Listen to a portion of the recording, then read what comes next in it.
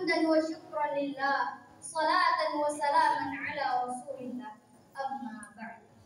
Sungguh, tiada kata yang paling indah, tiada kalimat yang paling sempurna selain puji dan syukur kepada Allah Subhanahu wa taala. Sang Maha Rahman yang kasih dan sayangnya tiada tandingan. Salawat dan salam senantiasa tercurahkan kepada kekasih alam, pembawa risalah ajaran Islam menuju jalan keselamatan, yakni Nabi Allah Muhammad sallallahu alaihi wasallam.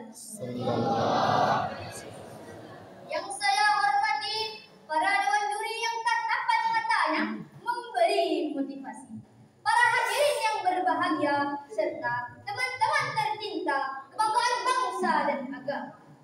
Pada kesempatan kali ini, izinkan saya menyampaikan sebuah pidato dengan judul Al-Quran sebagai pedoman hidup.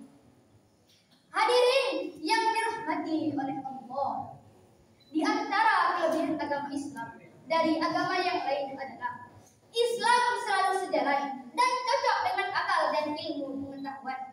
Islam berpedoman kepada Al-Quran dan hadis. Al-Quran mempunyai peranan penting dalam membangun peradaban manusia. Tapi sekarang ini kita patut sedih. Hasil riset terakhir pada tahun 2023 lalu, survei dari Institut Al-Quran Jakarta menyatakan bahwa 65% umat Islam di Indonesia tidak bisa membaca Al-Quran. Astagfirullah.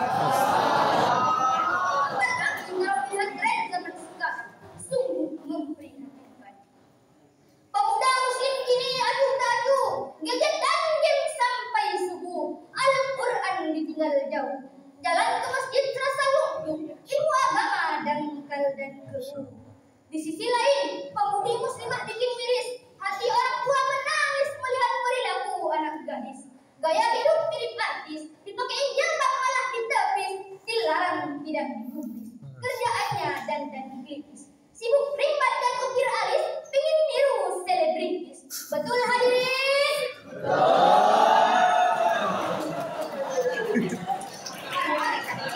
Sebagai generasi umat Islam, apalagi generasi muda, kita harus dekat dengan Al-Quran, meyakini dengan sepenuh hati bahwa Al-Quran adalah sebaik-baik petunjuk. Sebagaimana firman-Nya dalam Al-Quran surah Al-Baqarah ayat 2 yang berbunyi, A'udzu billahi minasy syaithanir rajim.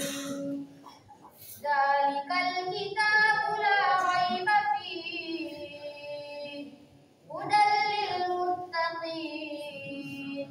Kitab Al-Quran itu tidak ada keraguan padanya, petunjuk bagi mereka yang bertakwa. Ayat di atas bermakna bahwa ketika Al-Quran diturunkan, fungsinya adalah hudal linnas, petunjuk atau pedoman bagi seluruh kehidupan umat manusia. Dan yang menariknya, sejarah membuktikan bahwa orang-orang yang menjadikan Al-Quran sebagai jalan hidupnya adalah orang-orang yang sukses di dunia dan di akhirat. Sebagai contoh, ada Abu bin Auf yang bermodal pakaian dari badannya. Ketika ia menerapkan Al-Quran dalam hidupnya, maka ia jadi orang paling kaya di muka bumi pada saat itu.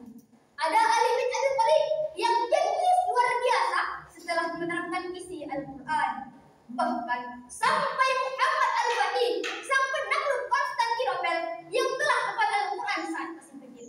Subhanallah. Ma'asyiral muslimin rahimakumullah. Tidak hanya di dunia, di akhirat pun Al-Quran akan menjadi penolong kita.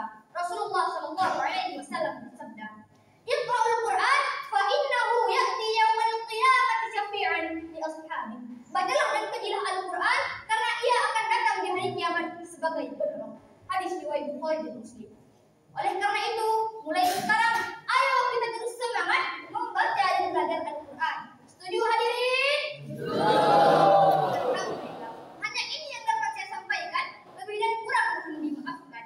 Sungguh indah pesona alam, penuh bunga bermekaran, kunci sukses dalam kehidupan, jadikan Al-Quran sebagai pedoman.